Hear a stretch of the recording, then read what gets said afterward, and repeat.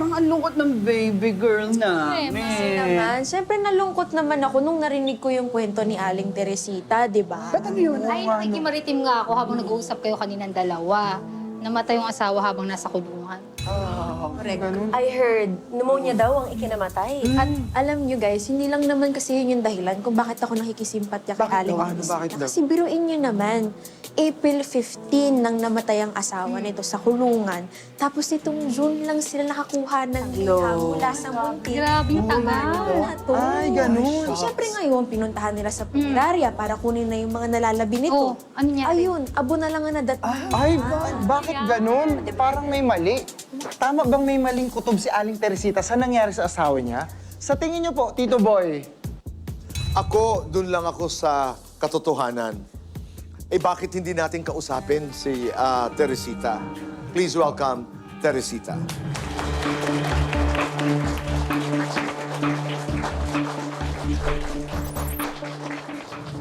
Teresita, si Ate Pia at Kuya Alan. Welcome, Teresita. Unang-una, nakikiramay kami. Kwento mo nga yung naging sitwasyon, no? June 9 nagsulat sila, tapos natanggap namin ng June 24 na. Nakalagay, Dear Ginang Teresita, ikinalulungkot po namin ipaalam sa inyo na yung asawa ay patay na ng April. Yung sakit niya, may pneumonia naman po siya. Pero nakarecover yon at nagagamot naman siya. Nagtataka lang po ako, bakit kailangan pang paabutin po ng 2 buwan bago pa namin nalaman na namatay siya. Nung pinuntahan po namin, nasa Alabang na po siya, ano po yung funeral. Kasama ko po kasi yung mga anak ko. Sabi po nila, pwede pa po bang makita yung papa namin? Sabi po, bawal po. Kaya sabi, cremate na po. Hanggang ngayon po, nandoon pa. Dahil po may bill siya na para sa kakalagyan niya na may babayaran pa. Eh, 2 buwan eh, wala na eh.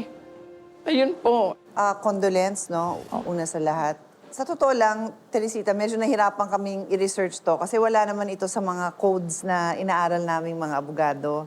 Pero sa galing mag-research ng team ko, nahanap nila yung Bureau of Corrections Manual of Operations na kung saan nakalagay doon, notification of kin of sick or dead inmate. Whenever an inmate is critically ill or dies, the prison medical officer shall report the matter to the superintendent, who in turn shall notify the inmate's family by the fastest means of communication available. Hindi ko lang din sigurado, posible ho ba kayang nasabihan, kasi kayo po ay partner niya, may anak kayo pero partner, hindi ho kayo legal na kasal, So, posible ba na may record sila ng pamilya niya sa una?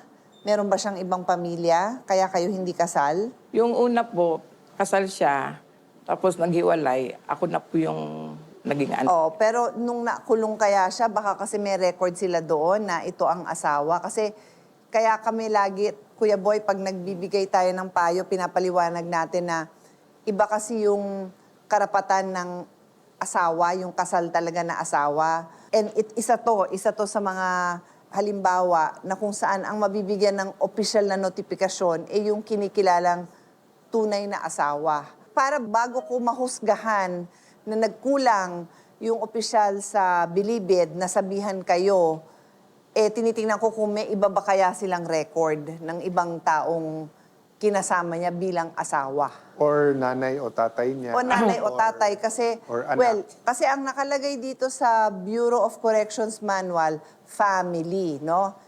The inmate's family. So normally yan, asawa, anak, o yun na, yung nanay o tatay. Pwede rin naman kapatid. So isa lang yun sa posibleng dahilan kung ba't hindi kayo nasabihan. But, mapapansin nyo, nasabihan din naman siya. Inabot nga lang ng halos 2 buwan. So, ibig sabihin, may record din naman sila nung na kayo ang nagsasama. Hindi ko lang kasi nga alam kung may iba silang sinabihan immediately after. Ilan po ang inyong anak? 3 po. Oo. Yung sinasabi ni Ate Pia na is there a possibility na merong contact sila doon sa first wife, halimbawa, sa parents, sa inyong pagkakaalam? Ako po yung talagang nakaano doon eh. So, Talaga. base dun sa binasa ni ate, pag meron po silang pagkakasala na wala silang mapapaliwanag na tama, meron pong tinatawag na administrative liability yan. So, I just want to commit to you na kami ni Ate Pia, titignan namin to. I do know that it's not easy running a detention center, but I also do know na bilang mga Pilipino, we always respect, di ba? And honor our dead, no? Iklaro na ho natin, ano ho ba ang kaso ng inyong asawa? Yun po, ang kaso niya po talaga gumagamit po. Para lang klaro, drugs. Opo. Apo. Okay. Kahit nga po ganun, wag naman ganun katagal, na wag lang maulit. Napakasakit yun sa isang pamilya. Yun po lang. Tutulong ang aming programa, ang Cayetano in Action. Parati kong sinasabi, hindi nagtatapos dito ang ating pag-uusap. Pagkatapos ng kwentuhang ito ay meron tayong mga abogado, may kalari ho tayo na patuloy na makikipag-usap sa iyo. Maraming salamat po, Teresita. Magbabalik po ang Cayetano in Action with Boy Abunda.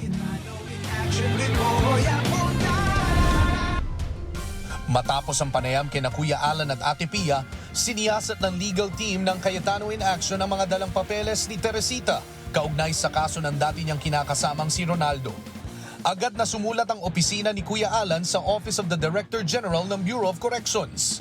Sumagot naman ang opisina ng Bucor ODG ng acknowledgement na natanggap nila ang sulat. Patuloy na tututukan ng Cayetano in Action team ang kasong inirereklamo ni Teresita. Cayetano in Action with Boy Abunda would like to thank Siomai King, ang hari ng siomai. JC Organic Barley, live healthy, choose good life. And Seimada from La Luna Cafe. Come home to a delicious tradition. We're located at 103 ML Quezon Avenue, Hagonoy, Taguig. 7. Visit at B6, Bonifacio High Street, BGC, Taguig.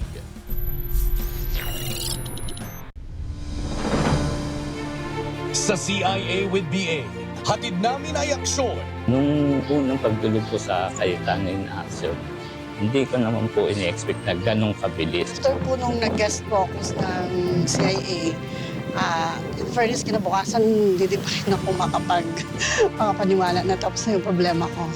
Siguro si Lord na ang nagturo. Sige, pumunta kayo dyan.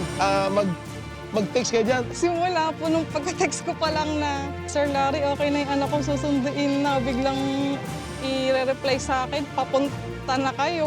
At dahil kasama ko sila, naasikaso nila at wala pang isang linggo, nahulugan agad yung mga wala pong fulog sa SSS. Natapos na rin yung ilang taon na inaantay ko na makuha yung 4137.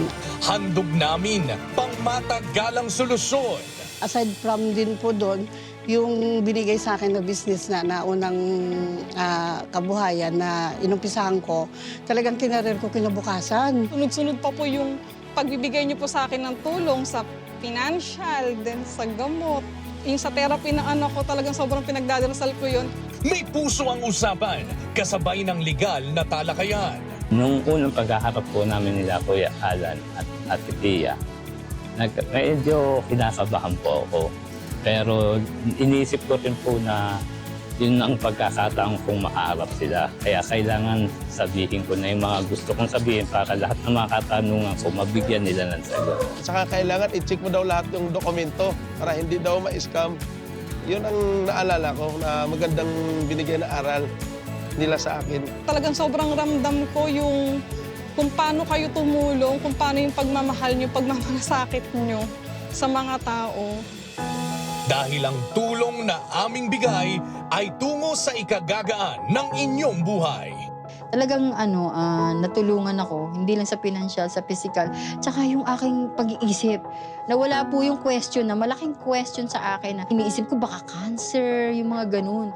Malaki din po ang naitulong talaga ng CIA sa akin. Tahimik na po ngayon yung buhay ko. Sabi ko nga, kahit tumanda siguro ako, kahit tumanda yung mga anak ko, nakakabit na yung pangalan ng CIA. Hindi na mawawala yun. Nais kong mag-thank you sa kanilang magkapatid at kay Tito Boy. Maraming salamat po talaga. Kay Kuya Alan, kay Ate Pia po, kay Tito Boy. Hindi ko talaga ako nagkamali. Napakabuti po nila. Kay Kuya Alan sa kay Ate Pia, sobrang nagpapasalamat ako dahil sa mabubuti niyong puso. Sabi ko dun sa mga anak ko, makapagtapos ka dyan, kasama yung CIA dyan sa journey mo na yan. Iyan ang serbisyong Cayetano in Action with Boy Abunda.